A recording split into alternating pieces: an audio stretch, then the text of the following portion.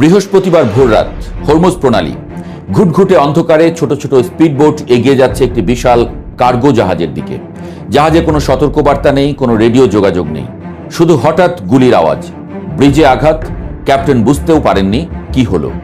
এরপর মুখোশধারী রাইফেল হাতে ইরানি রেভলিউশনারি গার্ডের সদস্যরা মই বেয়ে উঠে পড়লেন ডেকে। কয়েক ঘন্টার মধ্যে দুটো জাহাজ, তিনটিতে গুলি। আর এই ঘটনা ঘটল ঠিক তখনই যখন ট্রাম্প মাত্র কয়েক ঘন্টা আগে যুদ্ধবিরতি বাড়ানোর ঘোষণা দিয়েছেন। কাকতাল নাকি সুচিন্তিত বার্তা?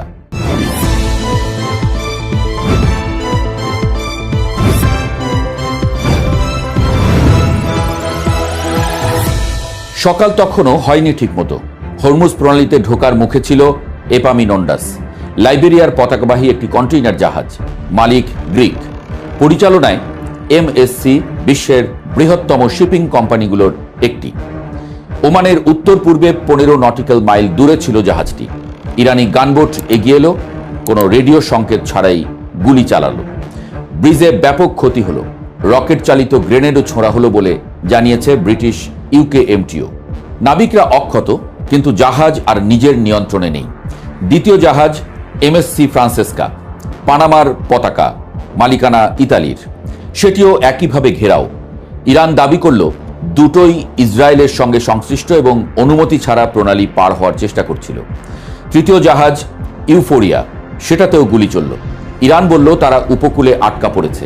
শেষ পর্যন্ত দুটো জাহাজ ইরানি উপকূলে নিয়ে যাওয়া হলো। এটা ছিনতাই, যে নামেই ডাকা হোক। ইরানের আইআরজিসি নৌবাহিনীর বক্তব্য পরিষ্কার। এপামিনন্ডাস নেভিগেশন সিস্টেম কারসাজি করছিল এবং সমুদ্র নিরাপত্তা বিঘ্নিত করছিল। এমএসসি ফ্রান্সেস্কা চলাচলের প্রয়োজনীয় অনুমতি ছাড়াই প্রণালীতে ঢুকেছিল। বারবার সতর্কবার্তা দেওয়া হয়েছে, তারা শোনেনি। ইরানের সুপ্রিম ন্যাশনাল সিকিউরিটি কাউন্সিলের ঘনিষ্ঠ নূর নিউজও একই কথা বলল। কিন্তু অন্যরা কি বলছে?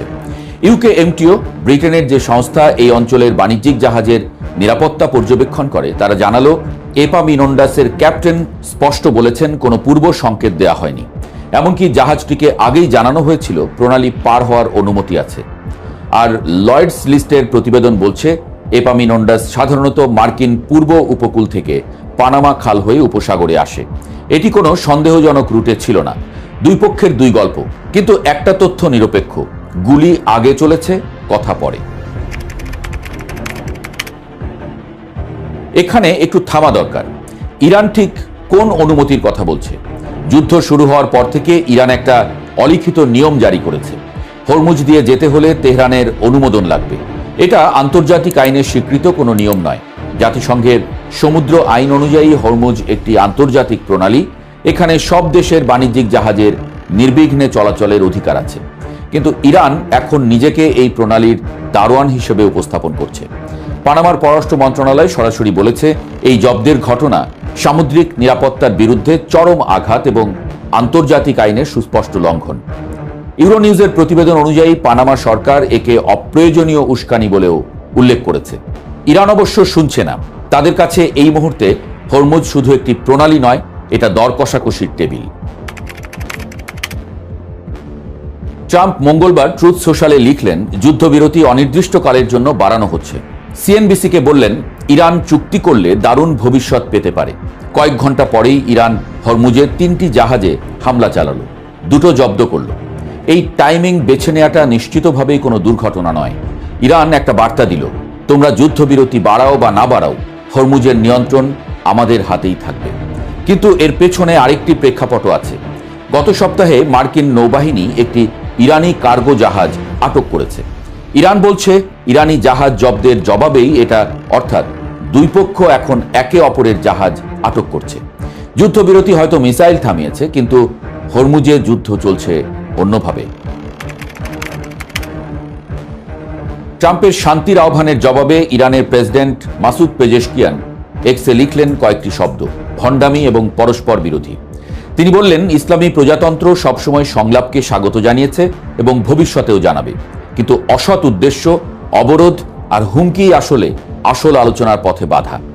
এটা একটু ভাবার বিষয়। ট্রাম্প বলছেন শান্তি চান, একই সঙ্গে ইরানি বন্দরের অবরোধ বজায় রেখেছেন।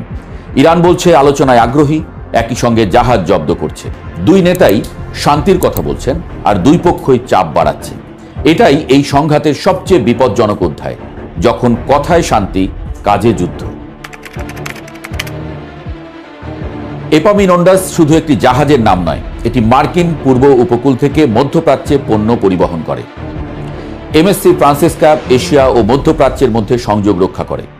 এই দুটো জাহাজ আটকা মানে শুধু মালামাল আটকা নয়, পুরো শিপিং কোম্পানির বীমা জটিলতা, রুট পরিবর্তনের খরচ এবং সবচেয়ে বড় কথা, পরের জাহাজগুলো কি আদৌ হরমুজে ঢুকবে?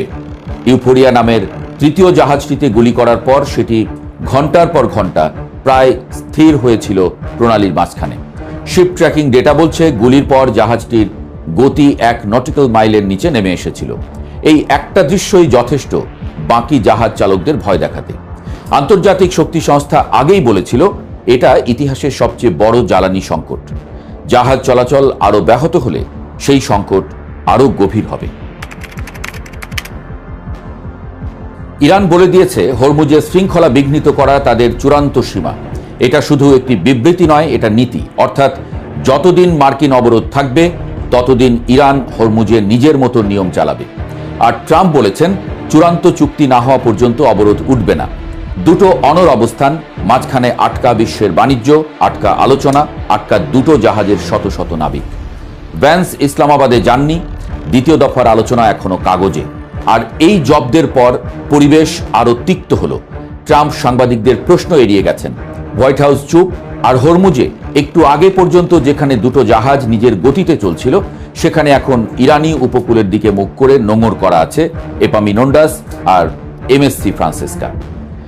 কূটনীতির ভাষায় যুদ্ধবিরতি চলছে, হরমুজের ভাষায় কিন্তু যুদ্ধ থামেনি বলছে।